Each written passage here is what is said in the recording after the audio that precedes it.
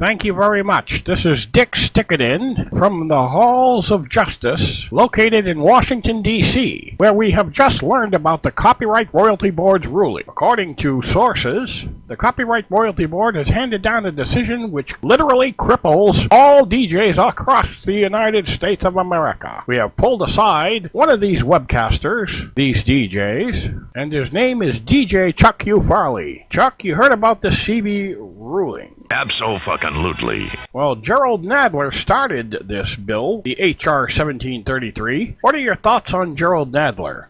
He's a fuck-off. Well, Chuck U. Farley, you have actually attended all of these meetings and been present, and this final meeting, you were there and present when they handed down this decision. What did you say when they handed down this decision? In-fucking-credible. And in thinking about your business, what did you think was in store for you? I guess I'm really fucked now. I can understand that. And realizing what was about to happen to you, what did you say to yourself when you realized it? Oh, fuck it. What would you like at this point for Congress to do to the CRB?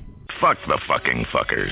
And also to understand, Chuck, that before you attended this last meeting, you called a member of the CRB, the Copyright Royalty Board. And so what did you say to him? I don't like what the fuck is going on here. Don't fuck with me, buddy. Why don't you go outside and play hide and go fuck yourself? I can understand that. And listen, I'm also to understand that somebody in the background was shouting on the phone while you were on there, right? What did you say, to them when you heard the shouting? Who the fuck was that? So after the phone call was over, what was your opinion of this rep?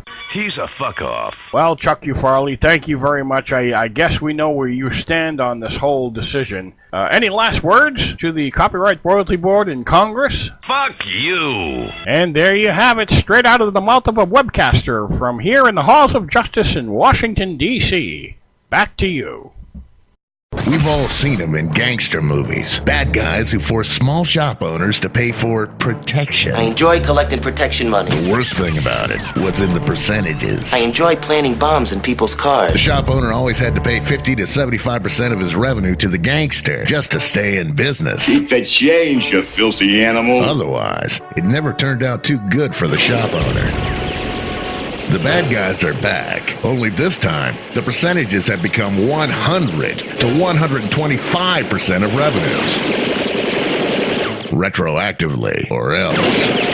The recording industry is at it again. They're attempting to shut down all internet radio stations. That is, unless they agree to pay them more money than the business could ever possibly make. Wait, more money than the business could ever make? Who can afford to do that? I'll tell you, the very rich. Those with the moolah. Those with money to burn.